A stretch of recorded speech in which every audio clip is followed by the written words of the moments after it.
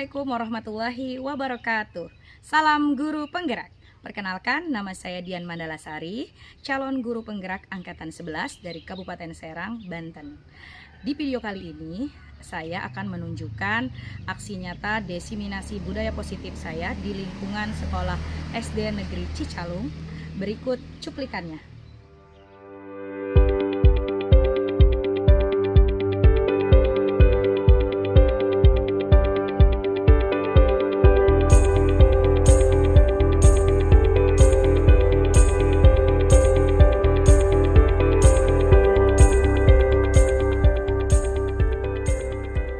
Bagaimana? Sudah penasaran dengan video lengkapnya? Sebelum sahabat penggerak menyaksikan seluruh tayangan video, mari simak lebih dahulu umpan balik dari kepala sekolah dan rekan saya untuk memberikan gambaran bagaimana aksi nyata ini memberikan dampak.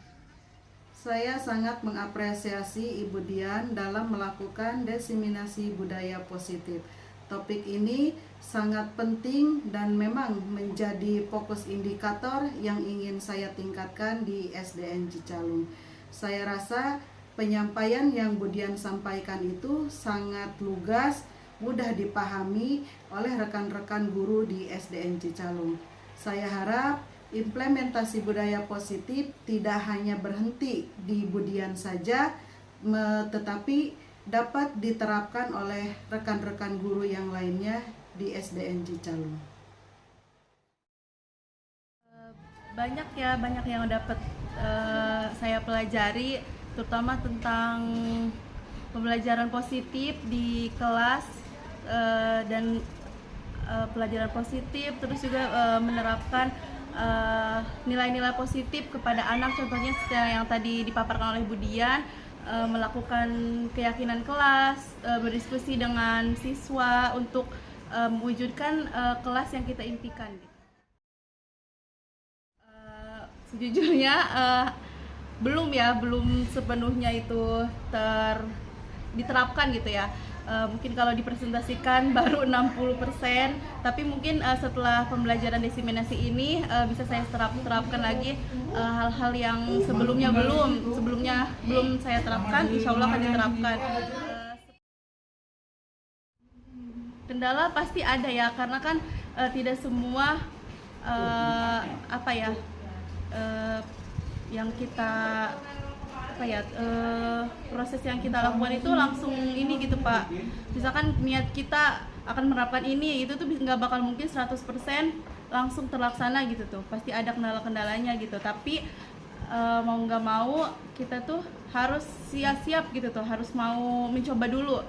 Mencoba menerapkan sedikit demi sedikit yang insya Allah nanti ke depannya apa yang menjadi tujuan kita itu terlaksana dan tercapai. Tentunya saya pribadi sangat apresiasi, dan Bu Dian keren pokoknya, penyampaiannya juga dapat tidak terlalu bertele-tele, tapi sampai gitu kepada pendengar dan mudah untuk dipahami. Itulah tadi umpan balik dari kepala sekolah dan rekan saya. Marilah kita saksikan video selengkapnya. Assalamualaikum warahmatullahi wabarakatuh.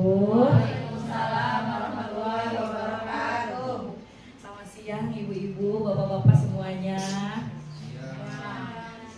Sekali lagi selamat siang bapak-bapak dan ibu-ibu. Mohon berkenan untuk hari ini meluangkan waktunya bersama saya dalam acara aksi nyata diseminasi budaya positif di UPT SD Negeri Cicalung. Nah, supaya acara ini berjalan dengan lancar, dan bisa memberikan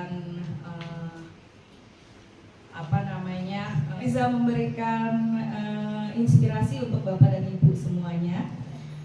Jadi supaya acara ini lebih semangat lagi, saya meminta supaya bapak dan ibu bisa untuk berdiri sebentar deh.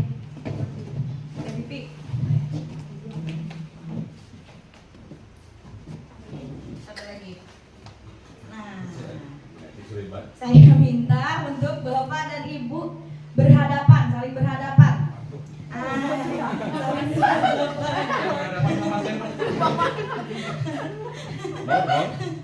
saling berhadapan. Nah, saling berhadapan. Pak Komar bisa dibantu untuk stopwatch-nya selama 30 detik ya. Jadi selama 30 detik Bapak dan Ibu yang berhadapan untuk saling tersenyum. Belum dimulai. Siap ya? Nah, jadi di 30 detik untuk senyum seringan mungkin, serileks mungkin. Siap ya? Pak Komar siap ya? Oke. Kita mulai. Sekarang saling berhadapan. Ya, senyum. Ada apa? Kalau yang suri itu Oke. Sudah? Oke. Terima kasih Ibu.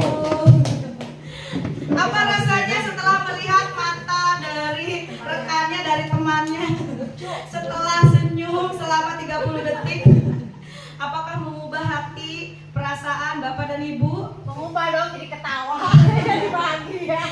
Jadi bahagia, jadi ceria. Mudah-mudahan dengan senyum kita selama 30 detik mengubah suasana hati kita supaya kita bisa merasa lebih happy, lebih bahagia, lebih berasa nyaman untuk melaksanakan desiminasi aksi nyata budaya positif ini. Oke, selanjutnya. Nah, jadi sebelum kita memulai nih desiminasinya, kita akan melakukan kesepakatan forum desiminasi. Saya sudah memberikan pemantik di sini sebagai kesepakatan forum desiminasi kita. Yang pertama, menghargai siapapun, menjadi pendengar yang baik. Nah, ini mungkin Bapak dan Ibu ada yang mau memberikan sekiranya apa sih kesepakatan forum desiminasi yang bisa kita sepakati bersama. Seperti itu. Ya, Ibu. Ya, Bu Eha. Berpakaian yang rapi dan sopan. Berpakaian yang rapi dan sopan. Oke. Ya, Bu Dede. Nah, handphonenya silent mode dan kita sepakati bersama ya, bisa ya. Ada lagi? Ada. Ya, Bu Desi. Boleh makan dan minum dengan tenang. Oke, berarti boleh makan dan minum. Mangga silakan ya, dimakan, diminum seadanya. Yang tidak ada jadi jangan dimakan, jangan diminum. Ya, Kalau nggak ada dengan mudah aja. iya. Apalagi? Ada? Izin saat hendak keluar kelas. Oke, berarti minta izin dulu atau mungkin memberikan informasinya kalau hendak keluar dari forum desiminasi ini. Sudah ada lagi? Ada. Ya. Tertawa dengan lepas. Oh, tertawa dengan lepas. Katanya berarti jangan malu-malu, jangan malu-malu meong. Oke. Terima kasih. Oke, sip. Berarti kita bisa sepakati bersama ya. Menghargai siapapun. Terus yang kedua menjadi pendengar yang baik, berpakaian rapi dan sopan. Terus handphonenya silent mode. Boleh makan dan minum dengan tenang, izin saat hendak keluar kelas. Nah, tertawa dengan lepas. Bisa kita sepakati bersama ya. Ibu, Bapak, bisa? Oke, sip. Terima kasih. Oke. Next. Nah, seorang guru yang baik harus memiliki kemampuan dalam mewujudkan budaya positif di sekolah. Nah, budaya positif tersebut dapat dijalankan dengan menerapkan konsep-konsep inti. Jadi sebagai seorang guru, kita nih Bapak dan Ibu semua yang hadir di sini, bahwa siapapun kita, apapun latar belakang kita, kita sebenarnya bisa menerapkan atau mewujudkan budaya positif itu di sekolah. Dengan cara apa? Dengan menerapkan konsep-konsep inti dari budaya positif itu sendiri. Next. Nah, budaya inti dari atau konsep inti dari budaya positif itu sendiri di sini ada 6. Nah, jadi selama desiminasi ini saya akan memaparkan ke 6 konsep inti budaya positif ini. Yang pertama, perubahan paradigma belajar. Yang kedua, disiplin positif. Yang ketiga, motivasi perilaku manusia. Yang keempat, posisi kontrol restitusi. Yang kelima, keyakinan sekolah atau kelas. Yang keenam, segitiga ketiga restitusi. Nah, perubahan paradigma belajar. Bapak atau Ibu mungkin pernah mendengar apa sih paradigma perubahan belajar itu? Mungkin pernah mendengar sebelumnya apa sih perubahan paradigma belajar itu? Apa sih paradigma itu? Next. Nah, jadi pembelajaran dengan paradigma baru, paradigma belajar yang baru merupakan pembelajaran yang dirancang berdasarkan prinsip pembelajaran berdiferensiasi, sehingga murid belajar sesuai kebutuhannya berdasarkan tahap perkembangan, sesuai tahap psikologinya, untuk bertujuan menciptakan atau mewujudkan profil pelajar Pancasila. Jadi paradigma perubahan paradigma belajar ini bertujuan untuk mewujudkan profil pelajar Pancasila dengan menerapkan prinsip pembelajaran berdiferensiasi, karena yang kita ketahui bahwa murid kita itu terdiri dari berbagai macam karakter dengan tingkat kemampuan yang berbeda, seperti itu kan ya Bapak dan Ibu. Nah, jadi untuk mewujudkan profil pelajar Pancasila, kita bisa menggunakan prinsip pembelajaran berdiferensiasi. Oke, terima kasih. Next. Nah, ini adalah yang biasa kita kemukakan atau miskonsepsi yang biasa ada di antara kita. Miskonsepsi tentang teori kontrol. Teori yang selama ini yang kita yakini, yang kita anggap bahwa itu betul. Namun ini sejatinya memang tidak pasti atau belum tentu atau tidak ya. Yang pertama, ilusi guru untuk mengontrol murid. Jadi kita tuh biasanya sebagai guru itu inginnya bisa mengontrol murid, nyuruh ini, nyuruh itu, ya kan seperti itu biasanya. Kita mau apa yang kita perintahkan murid lakukan, seperti itu kan. Itu sebenarnya hanya ilusi guru. Yang kedua, ilusi bahwa semua penguatan positif itu efektif dan bermanfaat. Jadi kalau kita memberikan penguatan, kamu tuh tiap hari, contohnya tiap hari harus mengerjakan jadwal piket sesuai jadwal, atau kamu setiap hari harus datang tepat waktu gitu. Kadang kan penguatan itu yang sekiranya mungkin menurut kita akan efektif terhadap anak itu, malah mungkin kebalikannya. Ada aja kan anak yang walaupun kita sudah berikan penguatan seperti itu, anak tetap aja datangnya terlambat, tidak mengerjakan PR, ya kan seperti itu ya. Nah, selanjutnya ilusi bahwa kritik dan membuat rasa bersalah mampu memuatkan karakter. Kadang kita dengan mengkritik nih, kok kamu pakai bajunya seperti itu, kok kamu begini, kok kamu begitu, dengan kritik, atau kamu ini membuat kecewa ibu, kenapa kamu bisa melakukan itu. Nah, kritik dan membuat rasa bersalah ini yang kita tadinya anggap bahwa itu mungkin bisa atau efektif kita lakukan terhadap anak didik kita, tapi itu juga merupakan miskonsepsi, karena kita tidak bisa memperlakukan murid itu sama. Anak mungkin tidak memakai baju seragam, mungkin alasan yang pertama, mungkin anak yang pertama dia bajunya basah, atau alasan yang anak yang kedua dia memiliki berbagai macam alasan yang lain. Jadi kita tidak bisa menyamaratakan. Nah, selanjutnya ilusi bahwa orang dewasa berhak memaksa. Nah, terkadang kita sebagai guru, sebagai orang dewasa memaksakan kehendak kita terhadap anak didik kita, anak murid kita, yang menurut kita memang sekiranya memang itu bagus kita berikan atau kita lakukan terhadap anak didik kita, tapi justru itu akan memberikan konsepsi negatif, akan memberikan umpan balik negatif terhadap anak murid itu sendiri, seperti itu. Jadi ini adalah miskonsepsi tentang teori-teori kontrol yang biasanya kita lakukan sebagai guru gitu. Next. Nah, untuk mengubah miskonsepsi tersebut, untuk mengubah paradigma yang yang sudah kita ketahui sebelumnya. Nah, di sini saya membuat 2 bagan tentang mengubah paradigma stimulus respon ke pendekatan teori kontrol. Nah, yang pertama di bagian yang sebelah kanan stimulus respon tentang dunia. Nah, yang sebelah kirinya teori kontrol tentang dunia. Contohnya yang realistis itu berarti tentang kebutuhan kita semua.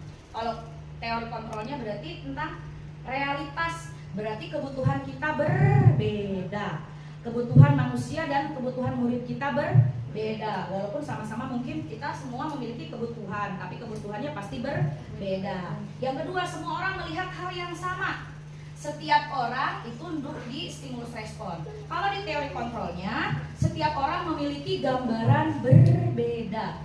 Jadi semua orang melihat hal yang sama, tapi menurut teori kontrol bahwa setiap orang itu sebenarnya memiliki gambaran yang berbeda walaupun di satu sisi gitu, tapi mungkin gambarannya dia berbeda. Selanjutnya itu kita mencoba mengubah orang agar berpandangan sama dengan kita. Kita biasanya memaksakan kehendak atau mencoba mengubah orang agar sama dengan kita pandangannya, bahwa apa menurut pandangan kita itu sudah benar gitu. Tapi menurut teori kontrol bahwa kita berusaha dulu memahami pandangan orang lain tentang dunia atau tentang sudut pandang suatu masalah. Tidak harus memaksakan sudut pandang kita terhadap orang lain. Begitupun kita terhadap anak murid kita. Selanjutnya, perilaku buruk dilihat sebagai suatu kesalahan. Jadi semua perilaku itu, kalau menurut teori kontrol, bahwa semua perilaku yang kita lakukan itu memiliki tujuan. Contohnya mungkin Bu Neti tujuannya supaya anaknya pandai membaca. Dia pasti kan memiliki cara-cara tersendiri gitu kan. Sama halnya seperti anak murid kita. Kita memiliki cara tersendiri untuk mewujudkan tujuan yang sudah kita harapkan atau kita inginkan. Nah, yang selanjutnya, orang lain bisa mengontrol saya. Sedangkan menurut teori kontrol tentang dunia, hanya Anda yang bisa mengontrol diri sendiri. Yang bisa mengontrol, yang mengetahui diri sendiri adalah kita. Jadi singkirkan itu stigma bahwa orang lain bisa mengontrol kita. Sama halnya juga kita ke anak murid kita. Kita jangan berharap bahwa kita bisa sepenuhnya mengontrol anak murid kita, karena yang bisa mengontrol hanya dirinya sendiri sebagai manusia ya. Yang selanjutnya, saya bisa mengontrol orang lain, Anda tidak bisa mengontrol orang lain. Jadi menurut stimulus respon, bahwa saya bisa mengontrol orang lain itu sebenarnya berbanding terbalik. Berarti Anda sebenarnya tidak bisa. Sama seperti halnya tadi, hanya kita yang bisa mengontrol diri sendiri. Pemaksaan ada pada satu bujukan gagal. Nah, menurut teori kontrol bahwa dengan berkolaborasi dan konsensus menciptakan pilihan-pilihan baru. Jadi kita tidak bisa memaksakan bahwa pemaksaan bujukan-bujukan kepada seseorang tentang problem solving yang kita kemukakan ya. Nah, selanjutnya mode berpikir menang atau kalah. Jadi kita singkirkan dulu tuh paradigma bahwa ada menang dan kalah. Karena model berpikir menang kalah itu, jadi modelnya berpikir menang dan kalah itu sebenarnya kurang tepat seperti itu. Next. Oke. Nah, dari konsep inti dari budaya positif, selanjutnya tadi adalah paradigma belajar baru. Nah, sekarang adalah disiplin positif. Nah, Bapak dan Ibu mungkin pernah mendengar apa sih disiplin positif itu?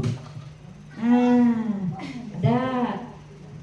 Mari Ibu Neti, disiplin positif. Menurut saya disiplin positif adalah pembiasaan yang baik yang harus diterapkan sehingga kita bisa senang dan nyaman. Oke. Terima kasih Bu Neti untuk pendapatnya. Ada lagi mungkin yang mau mengemukakan pendapatnya tentang disiplin positif. Oke, Ibu Nur, mohon maaf. Disiplin positif itu perilaku positif atau perilaku yang baik dalam kegiatan sehari-hari yang kemudian kita bisa biasakan kepada siswa-siswa atau murid-murid di kelas. Terima kasih, luar biasa sekali pendapatnya tentang disiplin positif yang Bapak dan Ibu Ibu kemukakan. Ya, betul sekali. Jadi disiplin positif itu merupakan suatu cara, tadi betul sekali bahwa pembiasan-pembiasan itu merupakan salah satu disiplin positif. Jadi disiplin positif itu merupakan suatu cara penerapan disiplin yang mengajarkan anak untuk bertanggung jawab dan menumbuhkan kesadaran diri berdasarkan nilai-nilai kebajikan. Jadi nilai-nilai kebajikan itu adalah payung dari semua nilai positif yang dimiliki oleh siswa atau murid. Jadi nilai-nilai positif dalam diri anak itu berupa yang harus kita tumbuhkan untuk mewujudkan disiplin positif terhadap atau kepada anak. Next. Nah, disiplin positif juga merupakan lebih ke arah dapat mengontrol diri dalam melakukan segala tindakan. Jadi disiplin positif ini mengajarkan kita atau mengubah kita untuk menjadikan diri kita mampu mengontrol diri kita melakukan segala tindakan dengan penuh tanggung jawab tadi. Jadi disiplin positif itu salah satunya adalah mampu mendisiplinkan diri, mengontrol diri dengan penuh tanggung jawab untuk melakukan segala tindakan. Next, selanjutnya. Nah, disiplin positif ini juga dapat membuat murid memahami dan menyadari berdasarkan motivasi internal, bukan akibat paksaan, ujian, ataupun hukuman. Jadi disiplin positif atau pembiasaan baik, pembiasaan positif yang kita lakukan ini tujuannya adalah untuk meningkatkan atau motivasi internal berada dalam diri anak itu sendiri. Jadi supaya tidak ada paksaan saat kita memberikan stimulus tentang disiplin positif, tentang nilai-nilai kebajikan. Anak itu mampu melakukannya secara sukarela dalam dirinya, motivasi internalnya dari dalam dirinya sendiri, tanpa paksaan, ujian ataupun hukuman. Next. Nah, dari disiplin positif itu sendiri kita ingin mewujudkan profil pelajar Pancasila yang beriman dan bertakwa dan kepada Tuhan Yang Maha Esa dan berakhlak mulia. Bapak dan Ibu tahu nggak lagunya? Tahu? Bisa kita bernyanyi bersama tentang profil pelajar Pancasila. Mungkin ada yang mau maju ke depan untuk memperagakan profil pelajar Pancasila. Hafal nggak? Nah, jadi yang pertama adalah kita bisa ya.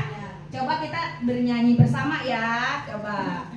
Pelajar Pancasila beriman dan bertakwa pada Tuhan Yang Esa dan berakhlak mulia, berkebinekaan global, gotong royong mandiri, kreatif dan bernalar kritis. Oke, jadi segala bentuk disiplin positif yang ingin kita wujudkan tujuannya adalah untuk menciptakan atau untuk mewujudkan profil pelajar Pancasila dengan ke-6 karakteristiknya itu sendiri. Oke, next.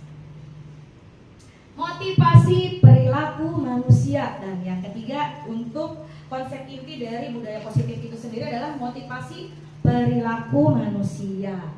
Motivasi perilaku manusia berarti motifnya, alasannya kita melakukan sesuatu itu pasti memiliki motif atau alasan di baliknya. Sama halnya seperti anak murid kita. Contohnya kita nih, kalau sebagai perempuan, saya memiliki alasan, contohnya untuk supaya badannya kurus, supaya langsing gitu kan. Nah, motivasinya apa? Ada motivasi internal, ada motivasi eksternal gitu. Motivasi internalnya contohnya mungkin supaya kita nih yang ibu-ibu disayang sama suami, contohnya gitu kan. Tapi mungkin juga sama halnya seperti anak murid kita. Anak murid kita juga sama. Kenapa dia tiba-tiba gebrak-gebrak meja gitu kan saat kita sedang menerangkan. Nah itu juga sama, berarti mungkin dia ada motifnya apa dia melakukan itu, apa sekiranya yang membuat dia melakukan itu, atau mungkin dia selalu tidak pernah mengerjakan PR, atau dia mungkin selalu aja ngajipak gitu kepala temannya gitu kan. Pasti ada sesuatu, ada motif, ada motivasi perilaku manusia. Nah, dari 3 motivasi perilaku manusia ini berdasarkan ketiga teori.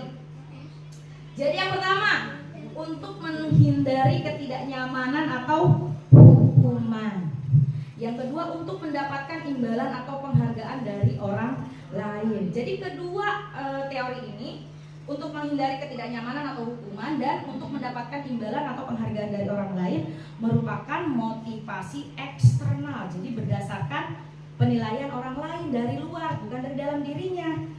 Tapi untuk menjadi orang yang mereka inginkan dan menghargai diri kita sendiri dengan nilai-nilai yang mereka percaya, itu merupakan motivasi internal. Contohnya seperti tadi, mungkin si A nih berak meja karena ingin mendapat perhatian dari Bu Vivi, contohnya seperti itu kan.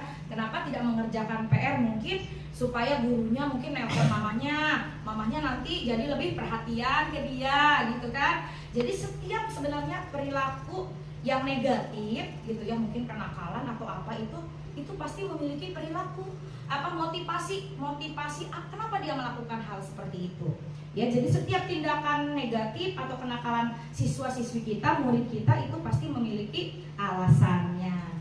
Selanjutnya,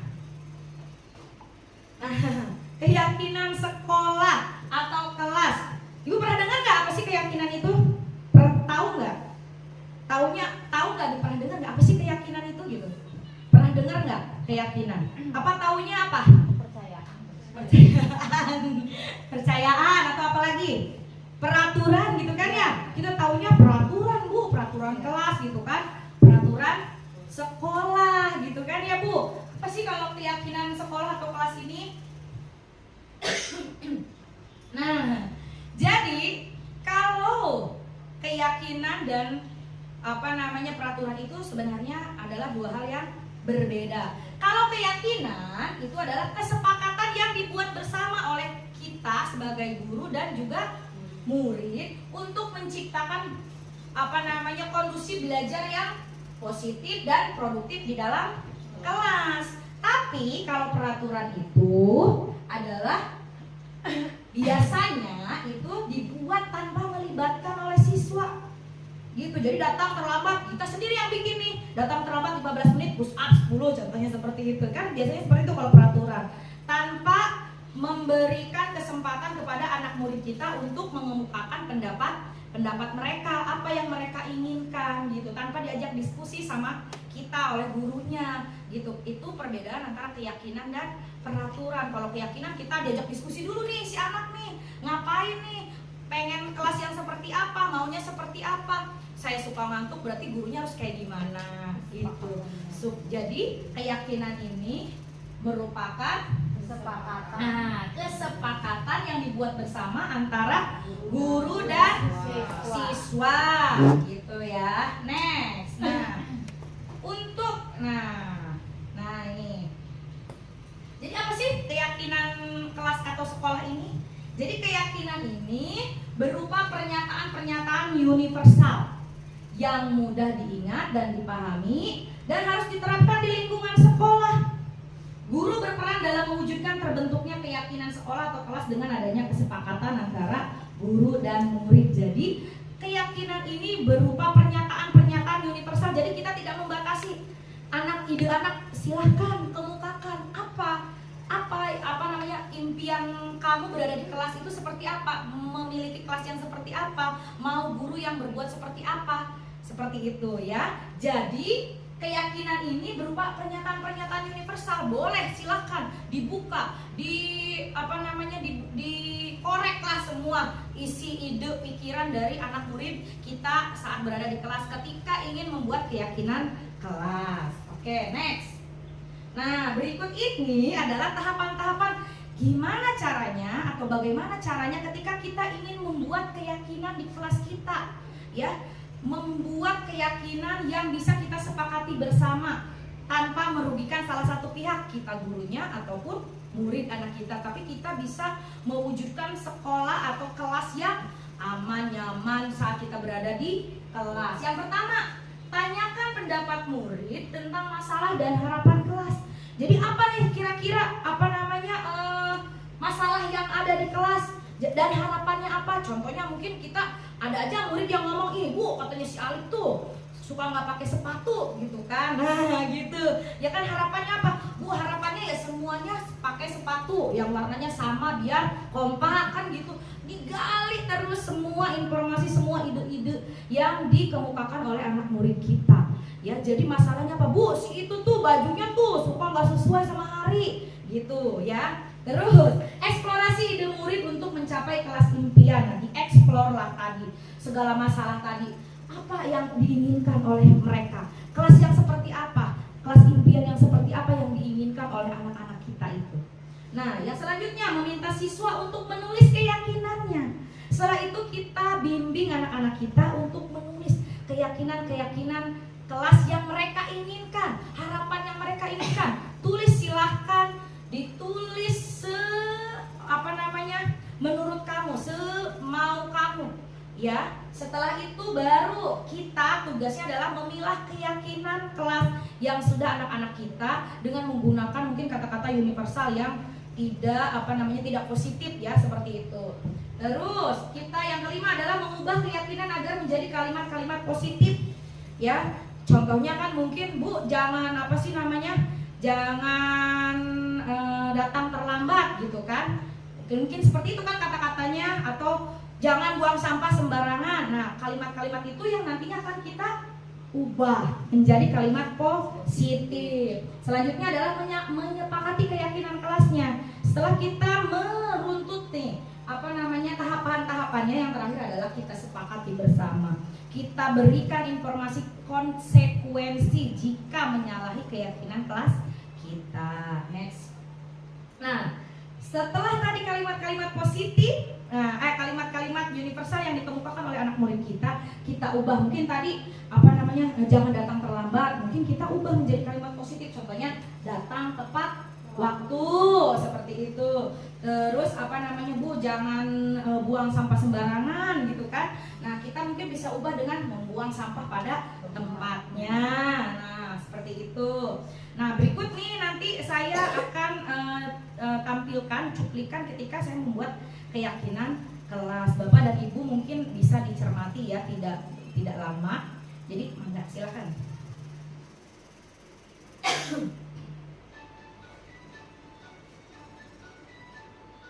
Tidak lama, hanya sedikit, sebentar.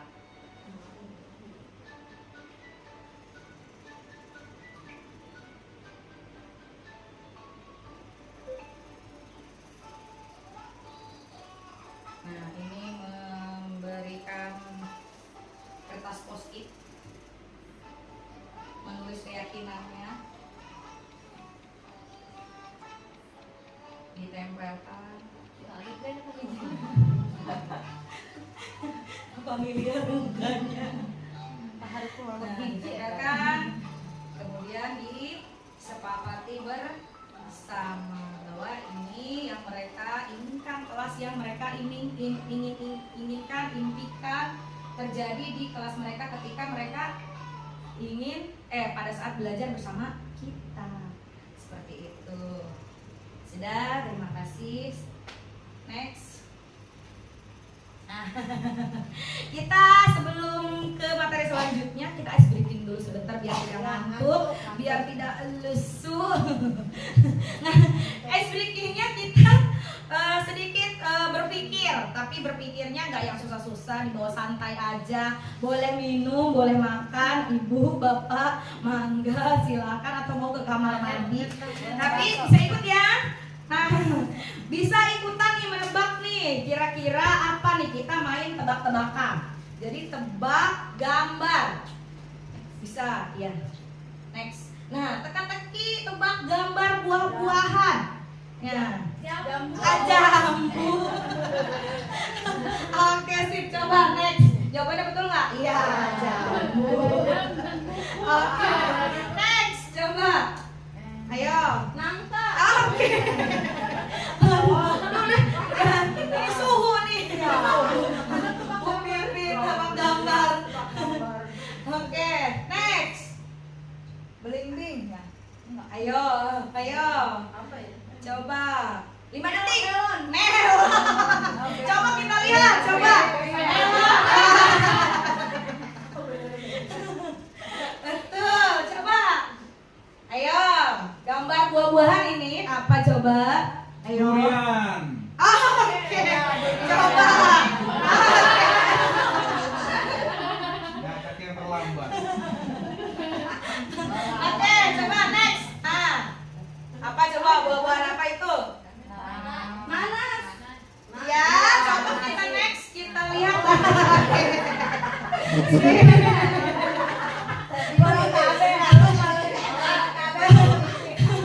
Jualannya berarti. Oke, next tuh.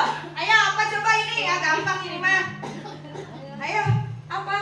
Mangga. Manggi. Oke. Waduh, diborong semua ini mas sama Bu Pipi. Oke, tepuk tangan untuk kita. Gimana rasanya tebak-tebakannya? Jadi membayangkan ya buah-buahannya sekiranya ada di sini. Seger. Oke. Mudah-mudahan jadi Bu Eha nggak ngantuk lagi ya. Ya Bu Desi. Oke, next. Karena masih panjang nih waktunya. Nah, kebutuhan dasar manusia. Nah, jadi teori konsep selanjutnya untuk menciptakan budaya positif selanjutnya adalah kebutuhan dasar manusia. Jadi sebagai manusia kita membutuhkan memiliki kebutuhan yang harus kita penuhi, yang harus dipenuhi. Nah, diantaranya kebutuhan dasar manusia ada. Nah, jadi ini pernyataan ketika seorang murid melakukan suatu perbuatan yang bertentangan dengan nilai-nilai kebajikan atau melanggar peraturan, hal itu sebenarnya dikarenakan karena mereka gagal memenuhi kebutuhan dasar mereka. Jadi apapun nilai-nilai yang menyalahi nilai-nilai kebajikan, nilai-nilai positif, tadi sempat saya ucapkan, saya kemukakan bahwa itu mungkin ada rasa atau ada tempat yang belum terpenuhi kebutuhan dasarnya, ya. Jadi mungkin kebutuhan dasar mereka itu ada botol yang masih kosong. Jadi kebutuhan dasarnya itu tidak terpenuhi. Next. Nah, ini adalah kebutuhan dasar manusia. Yang pertama, kebutuhan untuk bertahan hidup. Selanjutnya, kasih sayang dan rasa dan perasaan, maksudnya diterima atau penguasaannya, ya. Jadi ini diterima, ini di lingkungannya, kebebasan dan kesenangan. Jadi ini adalah kebutuhan dasar manusia yang ingin dipenuhi oleh setiap manusia, termasuk diri kita sendiri sebagai manusia. Next. Nah, ini ada studi kasus. Studi kasus berdasarkan nanti Bapak dan Ibu dipersilahkan untuk sekiranya mengemukakan jika Bapak dan Ibu berada di posisi Bu Desi. Nah, jadi ada studi kasus nih, Ibu Desi, guru wali kelas 5 sedang bingung menghadapi ulah salah satu murid di kelasnya si Alif. Beberapa anak telah mengeluhkan Alif yang seringkali meminta bekal makan siang mereka dengan paksa. Jika Anda menghadapi situasi seperti Ibu Desi, apa yang Anda lakukan? Menurut Anda kira-kira apa alasan si Alif melakukan itu berdasarkan 5 kebutuhan manusia tadi? Sekiranya apa dari 5 kebutuhan tadi?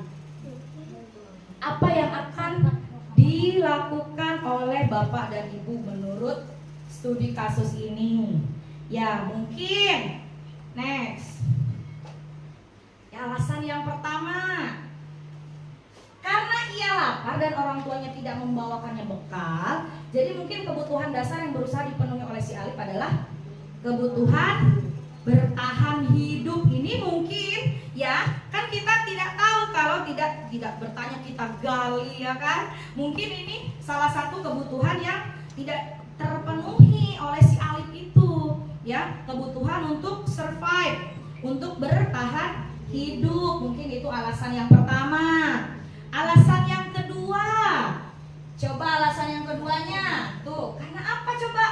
Karena dia ingin kasih dan sayang atau rasa ingin diterima. Jadi kalau dia melakukan itu, jadi kan teman-temannya jadi merhatiin dia kan makan, oh berarti kan teman-temannya jadi aware sama dia, jadi diperhatiin. Jadi tindakannya itu nanti kan temannya melaporkan tindakannya itu pada gurunya, pada kita, terus gurunya memberitahu orang tuanya, sehingga guru dan orang tuanya dan teman-temannya mungkin akan memperhatikan dia seperti itu.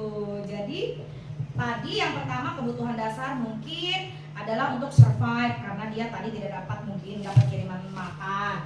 Selanjutnya adalah kasih sayang dan rasa diterima, ya. Next. Karena temannya jadi takut dengan dia dan menuruti keinginannya, maka sebetulnya si Alif ini sedang berusaha memenuhi kebutuhan dasarnya, yaitu kekuasaan. Jadi kan temannya jadi takut kan sama dia, berarti dia merasa, oh dia, aku punya kuasa nih, teman aku nih takut nih sama aku, gitu kan. Jadi dia merasa bahwa dia memiliki kekuasaan, maka kebutuhan dasarnya tentang kekuasaan itu penuhlah, gitu, terpenuhi tentang kekuasaannya. Next. Yang keempat alasannya mungkin ini karena dia merasa bosan dengan bekal makanan yang dibawakan sama ibunya. Jadi dia merasa bahwa ingin mencoba makanan kira-kira teman-temannya gimana rasanya nih. Sedangkan si Alif ini tiap hari bekal makanannya itu aja. Jadi rasa kebutuhan dasar yang ingin dipenuhi oleh si Alif ini yang kosongnya yaitu adalah kebebasan. Jadi sebenarnya dia ingin bebas memilih. Saya hari ini menu makannya ingin chicken, besoknya ingin nugget, gitu kan. Karena tidak menerima itu, karena orang tuanya tiap hari ngasih makannya mungkin nasi goreng lagi. Jadi kebutuhan dasarnya untuk memiliki kebebasan memilih menu makannya itu tidak terpenuhi, gitu. Next, untuk alasan yang kelimanya yaitu alasan kesenangan. Karena apa? Iseng aja, suka aja. Jadi ketika dia ngambil makanan temannya, ngisengin temannya, dia ngerasa seneng gitu, puas gitu ya kan. Ngelihat temannya mungkin nangis, ya kan, temannya mungkin merajut atau kayak gimana, tiba-tiba tantrum gitu kan, dia happy, dia senang. Berarti kebutuhan dasarnya untuk mendapatkan kesenangan itu jadi terpenuhi. Jadi dari kasusnya si Alif ini, 5 kebutuhan dasarnya mungkin saja diantara salah satunya, seperti itu. Next. Kita ke posisi kontrol restitusi.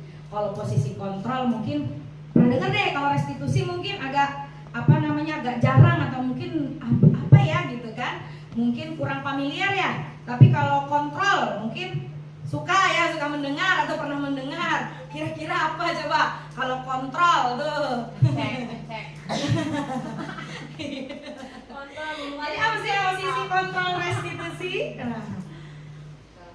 Nah, jadi 5 posisi kontrol restitusi ini itu adalah posisi kontrol yang dimiliki oleh kita sebagai seorang guru kepada anak murid kita. Kita berdiri atau berperilaku atau bertugas seperti apa nih dari 5 posisi kontrol itu?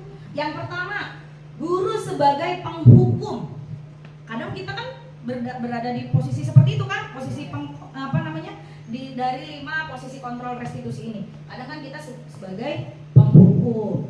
Terus kita sebagai pembuat merasa bersalah, ya kan?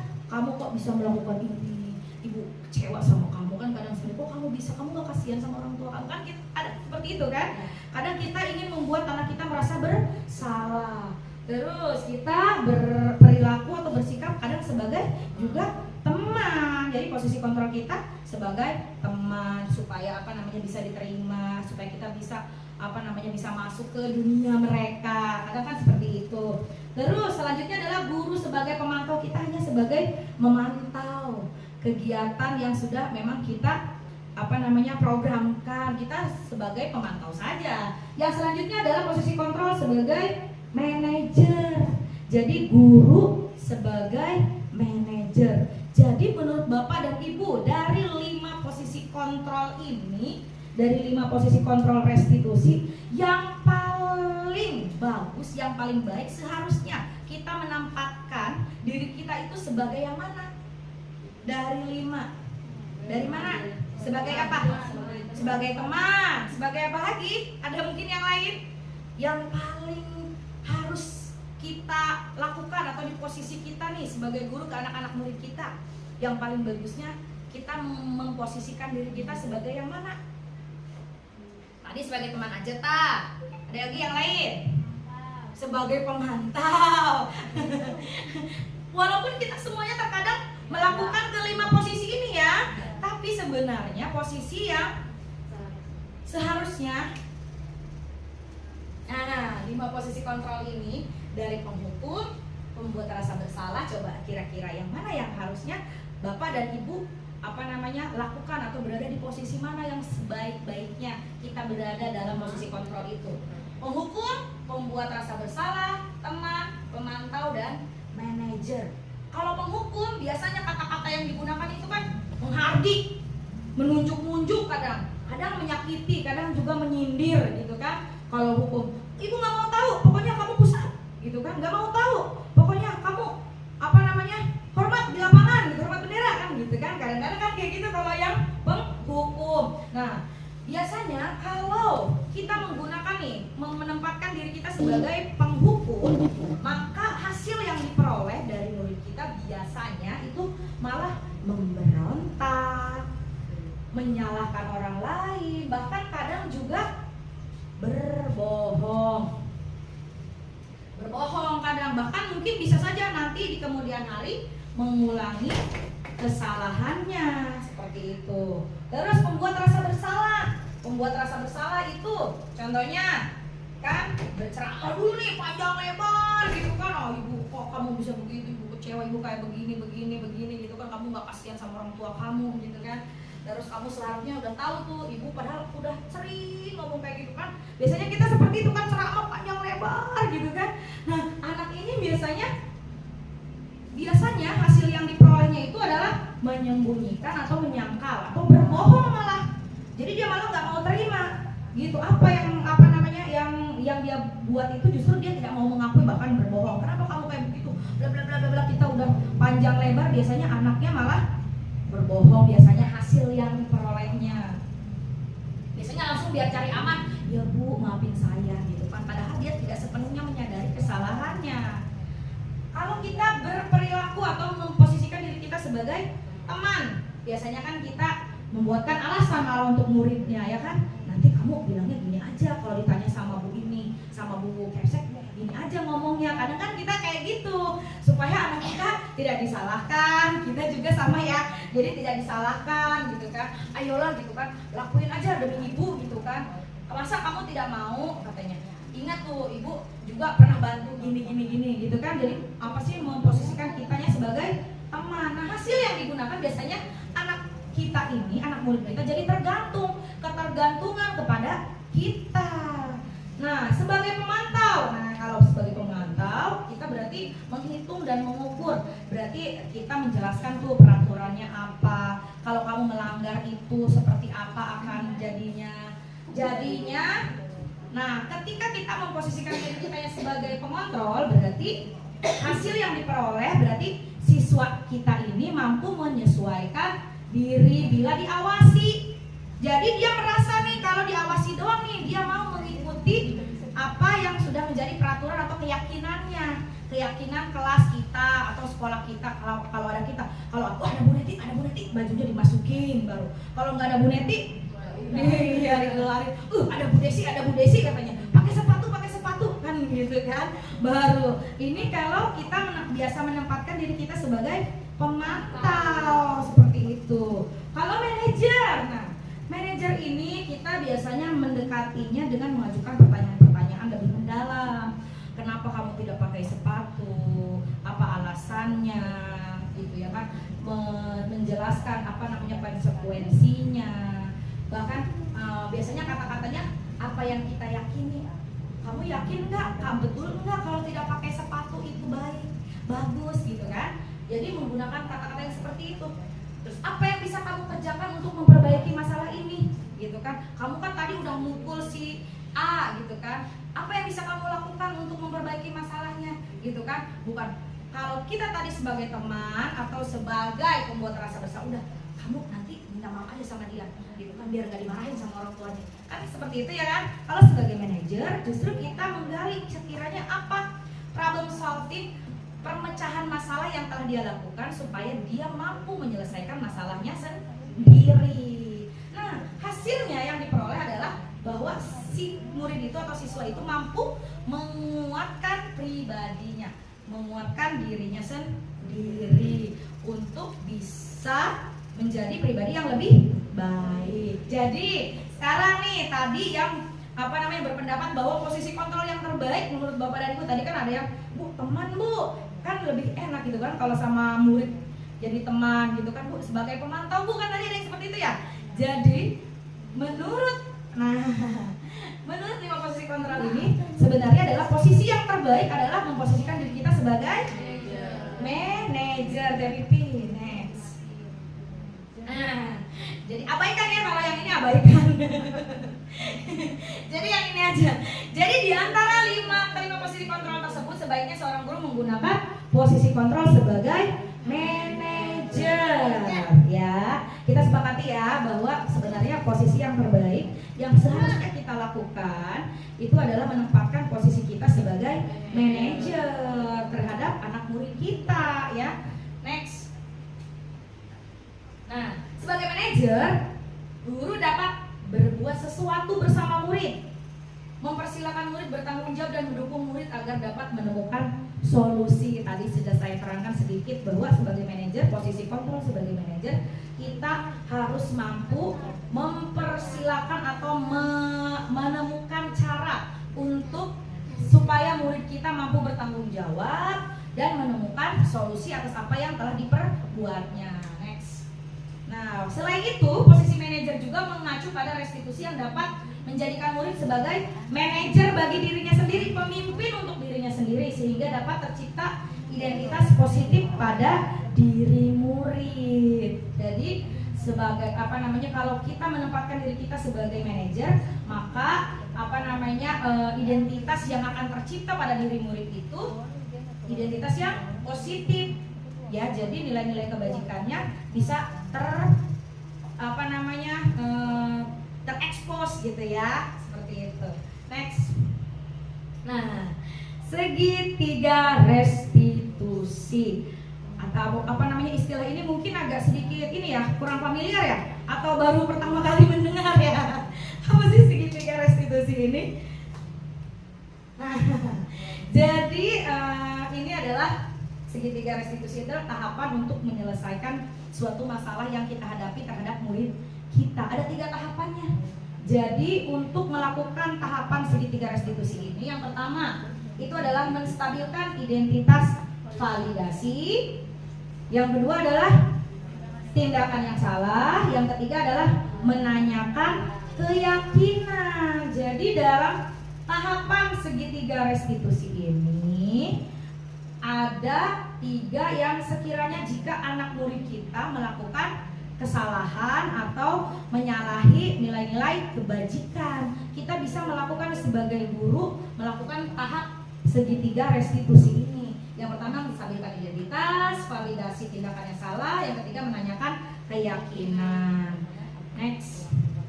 Nah, menstabilkan identitas di sini berarti dilakukan berdasarkan prinsip bahwa setiap orang pernah melakukan kesalahan dan itu adalah sebagai suatu proses pembelajaran yang nantinya akan menggeser identitas gagal ke arah identitas sukses.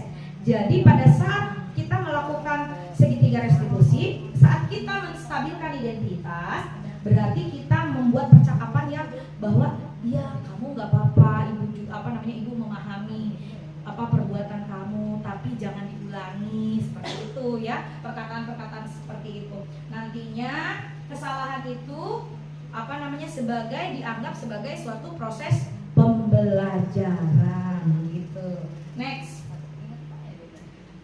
menstabilkan identitas. Nah, berbuat salah itu biasanya nih kata-kata yang bisa kita gunakan ketika kita melakukan segitiga restitusi, ketika menstabilkan identitas. Berbuat salah itu hal yang manusiawi. Tidak ada manusia yang sempurna. Kita pasti bisa menyelesaikan permasalahan ini, Bapak Ibu. Tidak tertarik untuk mencari tahu siapa yang benar, siapa yang salah. Nah, jadi ketika menstabilkan identitas, kita harus bisa membuat si anak ini calm down dulu, ya, supaya dia bisa berpikir jernih juga.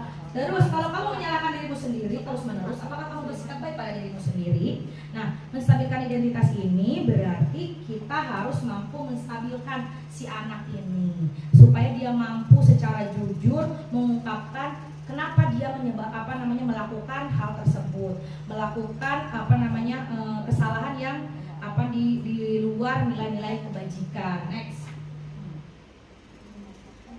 Validasi tindakan yang salah ini dilakukan berdasarkan prinsip bahwa setiap perilaku berupaya memenuhi suatu kebutuhan tertentu sehingga guru atau orang tua akan bergeser dari pemikiran stimulus respon menjadi proaktif serta akan lebih mengenali dan mengakui kebutuhan murid atau anak. Nih, validasi tindakan yang salah ini next. Nah, biasanya nih yang digunakan ketika kita mau memvalidasi bahwa tindakan kamu ini salah. Di sini kata-kata yang digunakannya, kamu pasti punya alasan mengapa melakukannya. Contohnya ketika dia datang terlambat, pasti dia punya alasan kan, mengapa dia datang terlambat. Kamu pasti punya alasan mengapa datang terlambat.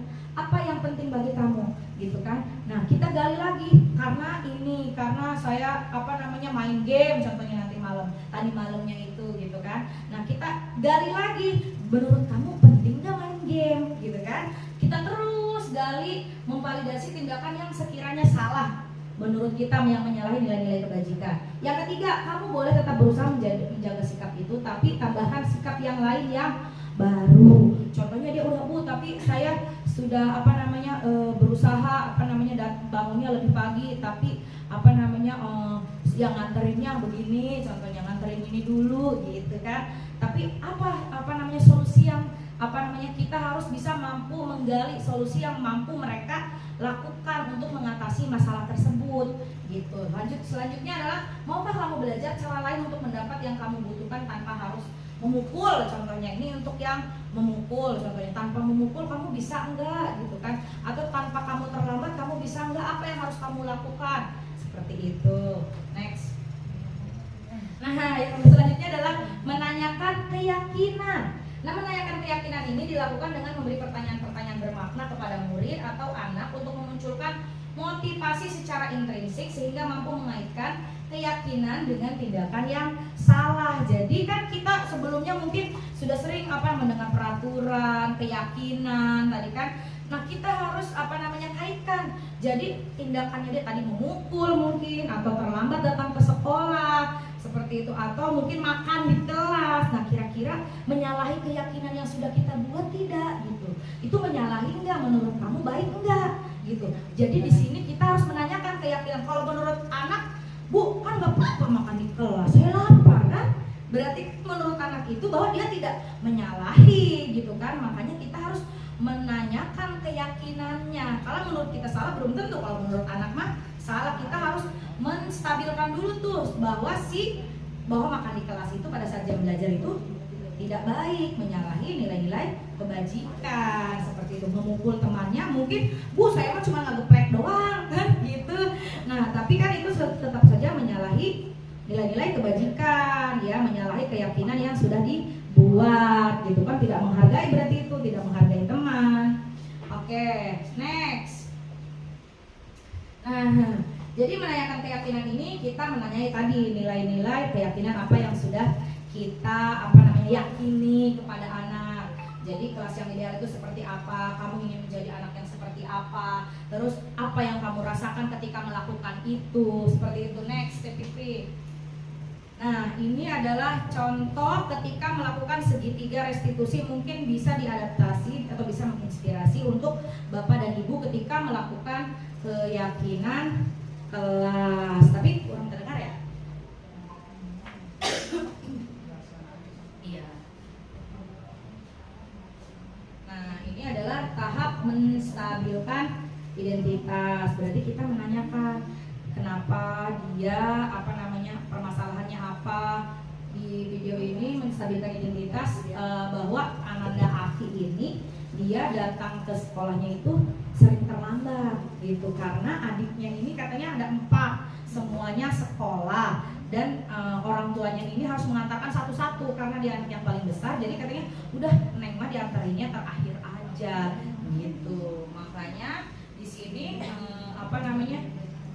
kita harus menanyakan dulu nih sekiranya permasalahan anak itu apa.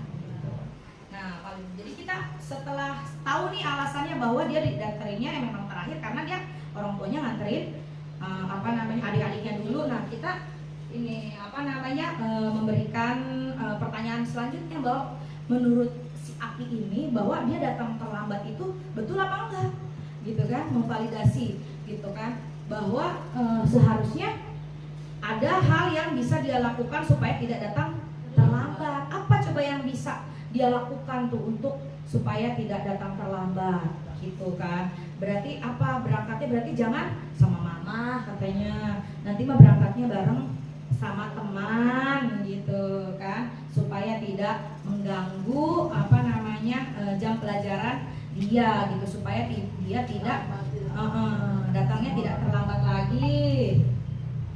Terus menanyakan keyakinan bahwa kalau datangnya terlambat itu menyalahi keyakinan kelas kita enggak gitu kan. Kan tadi kita sudah membuat saya membuat keyakinan kelas bahwa datang, iya Bu katanya kan, bahwa datang terlambat itu menyalahi Bu katanya kan, berarti tadi kan ada keyakinan kelasnya itu tidak datang terlambat atau datang tepat waktu. Nah, si Api ini sering sekali kan.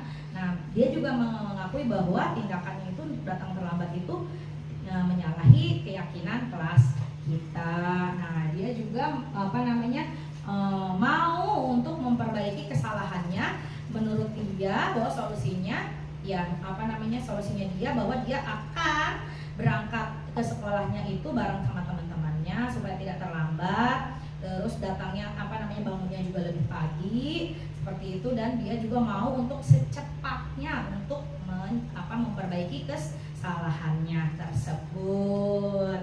Oke, next Pipi, terima kasih untuk Bapak dan Ibu yang mungkin penyampaian diseminasi saya kurang memenuhi ekspektasi Bapak dan Ibu. Tapi terima kasih sekali untuk bantuannya, karena saya di depan sini bukan berarti saya lebih jago atau lebih pintar, tapi mungkin Bapak dan Ibu nih semuanya itu lebih jago lah, udah tahu lah, lebih berpengalaman dari saya. Tapi saya mengucapkan terima kasih atas bantuannya. Semoga apa yang saya sampaikan hari ini dapat menginspirasi Bapak dan Ibu semuanya di kelasnya masing-masing supaya bisa mengaplikasikannya juga di kelasnya masing-masing. Semoga bermanfaat. Terima kasih. Wassalamualaikum warahmatullahi wabarakatuh. Demikian video aksi nyata desiminasi budaya positif. Semoga menginspirasi. Salam guru penggerak. Wassalamualaikum warahmatullahi wabarakatuh.